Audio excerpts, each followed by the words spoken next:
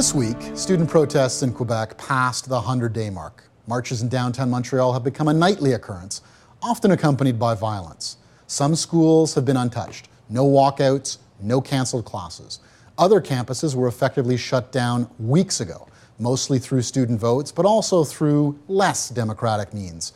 Last week, classes at the Université du Québec à Montréal, or at least those that decided to try to remain in session, were disrupted by what can only be described as goons. Their aim was to intimidate those who wished to study, and they succeeded. Every time we have a group of people who disagree with government policy, we have protests.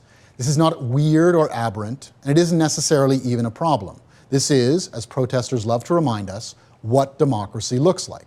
For example, during the Mike Harris years in Ontario, those opposed to his government's plan for education, healthcare, and the public service took to the streets, and with the McGuinty government proposing its own cutbacks on provincial paychecks, we can expect similar protests in the months to come, which is, so far as it goes, just fine. More than fine.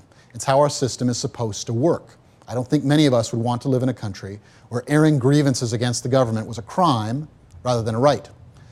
But it's important to understand what the right to protest means. What our Constitution calls freedom of peaceful assembly is really just a right to communicate, to take to the streets, alone or with others, to try to persuade our fellow citizens using words and images and arguments. Protesting is constitutionally protected because it's a form of speech. It doesn't carry with it any special right to use force or threaten violence. It is an opportunity to convince your fellow citizens and your government to change their minds. It is the right to carry on a kind of argument in public. Nothing more, nothing less. So back to Quebec.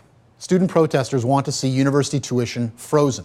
Quebec tuition is the lowest in the country, less than half what students pay in Ontario, and the protesters want the Charest government to abandon its plan to raise tuitions by $325 a year for 5 years, an amount that would still leave the price of university well below that in our province. So what is the right policy? A tuition freeze? Lower tuition?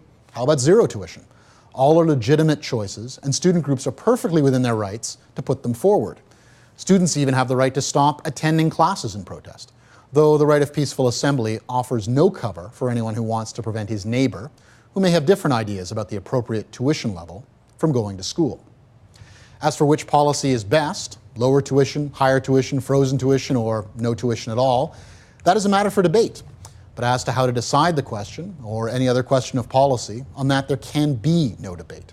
If we believe in democracy, then only governments, elected by us, have the legitimacy to decide.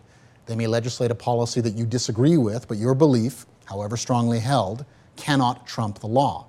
You can attempt to persuade the government to change its mind, or try to persuade your fellow citizens to change the government. But the decision must come back to our elected representatives.